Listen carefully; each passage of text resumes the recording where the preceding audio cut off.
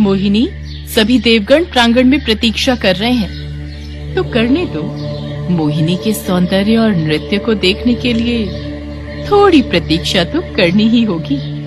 ओहो, इतना अहंकार! मोहिनी, देवराज तुम्हारे इस तरह के व्यवहार से पहले ही क्रोधित हैं। देखो माया, मुझे किसी के क्रोध का कोई भय नहीं है। मैं इस स्वर्गलोक की सबसे सुंदर अप्सरा हूँ, और सिर्फ स्वर्गलोक ही क्यों, इस संपूर्ण संसार में कोई भी स्त्री ऐसी नहीं जिसका सौंदर्य मुझे चुनौती दे सके। तो यदि देवराज को अपने स्वर्गलोक की प्रतिष्ठा बनाए रखनी है तो मेरे इतने नखरे तो उठाने ही पड़ेंगे। जाओ, जाकर सबसे कह दो कि आज मैं नृत्य प्रदर्शन नहीं करूंगी, मेरा मन नहीं है। वैसे मोहिनी ने कुछ गलत नहीं कहा था। वास्तव में वो स्वर्गलोक की सबसे सुंदर अप्सरा थी और नृत्य कला में भी उससे बेहतर कोई नहीं था, और मोहिनी को इस बात पर बहुत घमंड था। क्या मोहिनी की इतनी चेष्टा? जाओ, उस दुष्ट और अहंकारी स्त्री को बंदी बनाकर यहाँ लेकर आओ।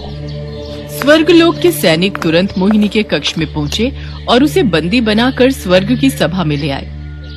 बेड़ियों में जकड़ी हुई मोहिनी गुस्से से लाल हो रही थी। देवराज, मेरे साथ इस तरह के व्यवहार का क्या तात्पर्य है? मोहिनी, तुम जैसा व्यवहार करती आई हो, ये उसी का फल है। तुम्हारे नृत्य प्रदर्शन की ख्याति सुनकर आज स्वर्गलोक में कई अतिथि पधारे थे, किंतु तुमने मेरे आदेश की अवहेलना करके इन सभी के समक्ष स्वर्गलोक की अवमानना की है। तो इसी कारण तुम यहाँ एक दोषी के रूप में लाई गई हो। ओह, अब समझी। आप यदि अभिमान करें तो उचित है, किंतु अगर एक स्त्री अपने सौंदर्य और कला पर अभिमान करे तो वो दोषी हो गई। ठीक है, मैं भी देखती हूँ कि मेरे बिना कैसे चलेगा ये स्वर्गलोक। मेरे समान सुंदर स्त्री इस संपूर्ण संसार में कोई नहीं है, तो मैं जहाँ भी रहूँ मेरे प्रशंसक और मुझे प्रेम करने वाले मुझे मिल ही जाएंगे। नहीं मोहिनी, ये सत्य नहीं है। कुरूप व्यक्ति भी प्रेम का पात्र होता है। देवराज, आपसे इतनी मूर्खता भरे कथन की अपेक्षा नहीं थी मुझे। इस संसार में कुरूपता ही सबसे बड़ा अभिशाप है। कोई भी स्त्री यदि कुरूप है तो उसका जीवन नरक के समान ही है। तो मोहिनी, अब तुम्हें इसी नरक को भोगना होगा, क्योंकि तुम्हारे जैसी अहंकारी स्त्री के लिए इस स्वर्ग में कोई स्थान नहीं है। इतना कहकर देवराज ने मोहिनी को एक सुंदर अप्सरा से एक बहुत ही बदसूरत महिला में बदल दिया, और जैसे ही मोहिनी को इस बात का एहसास हुआ, वो देवराज के सामने फूट फूट कर रोने लगी।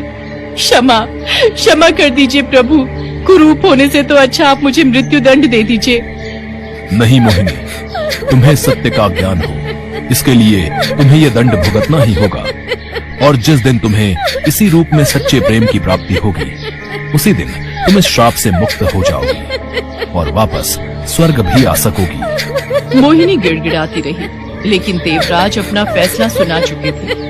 कोयले से काले रंग, रूखे सूखे बाल और अजीबो गरीब नाक नक्श के साथ देवराज ने मोहिनी को स्वर्गलोक से पृथ्वी लोक पर इंसानों के बीच भेज दिया, जहां अब मोहिनी दर दर की ठोकरें खाने लगी। भगवान के लिए कुछ खाने को दे दो, बहुत भूख लगी है मुझे। अच्छा, थोड़ा पानी ही पिला दो। चल हट यहाँ से, चेहरा तो देखो इसका, ऐसा लगता है जैसे कोई डरावनी चुड़ैल खड़ी है सामने। चल भाग यहाँ से। उस आदमी के हड़काने पर भी जब मोहिनी वहाँ से नहीं हटी, तो उस आदमी ने उसे मारने के लिए एक मोटा डंडा उठा लिया, जिसे देखकर मोहिनी डर गई और वहाँ से दूर जाकर फुटपाथ पर बैठकर रोने लगी। इतना अपमान! वास्तव में ये तो नरक से भी बुरा है। मोहिनी हार चुकी थी। पहले तो सुंदरता खोने का दुख, और अब भूख और प्यास ने उसे पूरी तरह तोड़ दिया था। वो खुद को खत्म कर देना चाहती थी, और इसी इरादे के साथ वो बीच सड़क की तरफ जाने लगी, जहाँ बहुत तेज ट्रैफिक चल रहा था। लेकिन तभी ये क्या कर रही हो? तुम देख नहीं सकती हो तो बिना किसी को साथ लिए क्यों सड़क पार कर रही थी? क्या मतलब है तुम्हारा? मैं कोई अंधी नहीं हूँ, और तुमसे कहा किसने था यहाँ बीच में आकर महान बनने को? मैं यहाँ सड़क के बीच मरने ही आई थी, लेकिन तुमने सब बर्बाद कर दिया। ये क्या कह रही हो? इंसान का जीवन तो भगवान का अनमोल उपहार है, तुम इसे कैसे खत्म कर सकती हो? उपहार? जरा देखो मुझे, इस चेहरे और रंग के साथ मेरा ये जीवन नरक के समान है। भूख और प्यास से बुरा हाल है मेरा, न कोई घर है न कोई रिश्तेदार। अब तुम ही बताओ कि मैं जीकर करूं भी तो क्या। उस लड़के का नाम सूरज था, जो पास ही बन रहे हाईवे पर मजदूरी किया करता था। सूरज की कमाई भले ही बहुत कम थी, लेकिन उसका दिल बहुत बड़ा था। वो मोहिनी की मदद करना चाहता था, लेकिन अब तक की बातचीत में वो मोहिनी के जिद्दी स्वभाव को तो समझ ही गया था। ठीक है, अगर तुम्हें मरना ही है तो मैं क्या कर सकता हूँ, लेकिन मेरी राय है कि किसी को भी भूखे पेट नहीं मरना चाहिए। वहां पास ही मेरा घर है, मेरी माँ ने गर्मा गर्म खाना बनाकर रखा होगा। चलो पहले चलकर खाना खा लो, फिर तुम्हारा जो मन करे वो करना, मैं तुम्हें नहीं रोकूंगा। सूरज की बात मानकर मोहिनी उसके साथ चल दी। सूरज अपनी बूढ़ी माँ के साथ एक टूटी झुग्गी में रहता था, जिसे देखते ही मोहिनी ने मन में सोचा, उफ, ये भी कोई रहने की जगह है, यहाँ कोई कैसे रह सकता है। मोहिनी अपने हाल पर दुखी तो थी, लेकिन शर्मिंदा नहीं, इसलिए उसे सूरज और उसका घर बिल्कुल पसंद नहीं आ रहा था। लेकिन फिलहाल उसके पास और कोई चारा नहीं था। सूरज की माँ ने उसे बैठने को कहा और फिर बड़े ही प्यार से उसके लिए अपने हाथों से बनाई हुई खिचड़ी लेकर आई। लो बेटी, खा लो, और ये अचार भी ले लो। ये क्या है? ये खिचड़ी है, एक बार खाओगी तो बार बार मांगोगी। मेरी माँ के हाथों का स्वाद ही कुछ ऐसा है। क्या बोल रहा है ये? इतना बुरा दिखने वाला खाना भला स्वादिष्ट कैसे हो सकता है? लेकिन क्या करूं, अभी तो मुझे इसे खाना ही पड़ेगा। मोहिनी ने बेमन से उस खिचड़ी को खाना शुरू किया, लेकिन जैसे जैसे वो खाती गई उसे स्वाद आता रहा और देखते ही देखते उसने सारी खिचड़ी खत्म कर दी। आह, पेट भर गया। आपका बहुत बहुत धन्यवाद, अब मैं चलती हूँ। अरे पर तुम जाओगी कहाँ पर बेटा? मुझे सूरज ने तुम्हारे बारे में सब बताया है। बेटी, ये झोपड़ी छोटी जरूर है, लेकिन फिर भी हम दोनों के अलावा तुम्हारे लायक जगह तो हो ही जाएगी। तुम चाहो तो यहाँ रह सकती हो। लेकिन मैं यहाँ कैसे रह सकती हूँ? मैं तो। संकोच मत करो बेटी, बुरे वक्त में इंसान ही इंसान के काम आता है। ज्यादा है तो तुम मेरी घर के कामों में मदद कर देना बस, बाकी तुम्हें किसी बात की चिंता करने की जरूरत नहीं है। ओहो, तो ये औरत मुझसे घर के काम करवाना चाहती है। लेकिन चलो कुछ दिन यहाँ रहकर देख ही लेती हूँ, वरना मरने का विकल्प तो है ही मेरे पास। ऐसा सोचकर मोहिनी सूरज के घर में ही रुक गई। लेकिन जैसे जैसे वक्त बीता मोहिनी की सोच बदलती गई। अरे अम्मा, फिर से ये काम पकड़ लिया आपने, लाइए मुझे दीजिए। अरे मुझे करने दे बिटिया, तू क्या क्या करेगी? मैं कर लूंगी सब। आपने कितने महीनों तक मुझे बिठाकर खाना खिलाया है, वो भी मेरी माँ की तरह, तो अब मेरी बारी है ना? ठीक है, तो ले फिर। अच्छा सुन बेटी, आज शाम को सूरज जल्दी घर आएगा, फिर हम सब बाजार घूमने चलेंगे, ठीक है? सूरज और उसकी माँ मोहिनी की हर जरूरत का ध्यान रखते थे और उससे बड़े ही प्यार से बात करते थे। यही वजह थी कि मोहिनी अपने बदसूरत चेहरे के बारे में भूल ही गई थी और काफी खुश भी रहने लगी थी। फिर उसी शाम बाजार में, वाह कितने सुंदर वस्त्र हैं, कितना समय हो गया ऐसे वस्त्र पहने हुए। तभी मोहिनी की नजर उन कपड़ों के पास लगे एक आईने पर गई, जिसमें अपना चेहरा देखकर वो उदास हो गई। क्या हुआ बेटी, चल ना। अब हाँ अम्मा, चलो। ऐसे ही कई दिन बीत गए और फिर, बिटिया इधर तो आ जरा, ये ले, ये तेरे लिए है। इसमें क्या है अम्मा? खुद ही खोल कर देख ले।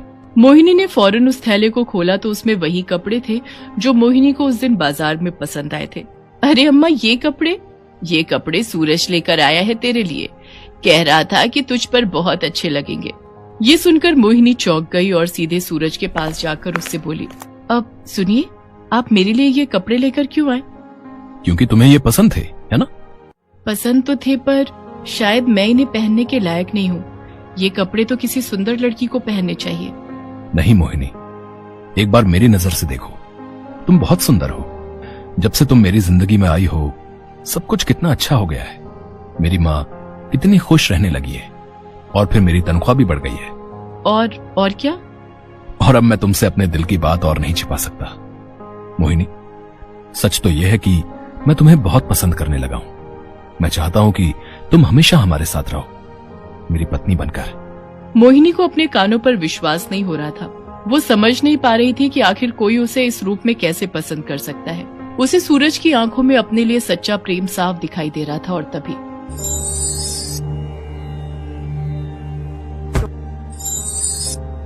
कहो मोहिनी, क्या अब भी तुम्हें यही लगता है कि इस संसार में सुंदरता ही सब कुछ है। नहीं प्रभु, मुझे सत्य का ज्ञान हो गया है। मैं समझ गई हूँ कि तन की सुंदरता से ज्यादा मन की सुंदरता का मूल है।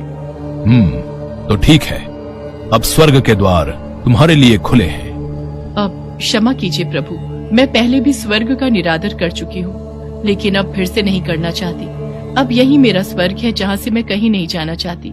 और प्रभु, एक विनती और है आपसे, मुझे वापस वही मोहिनी बना दीजिए, ताकि मैं यहाँ अपने परिवार के साथ सुख से रह सकूं। मोहिनी की बात सुनकर देवराज मुस्कुरा दिए और फिर उन्होंने वही किया जैसा मोहिनी चाहती थी।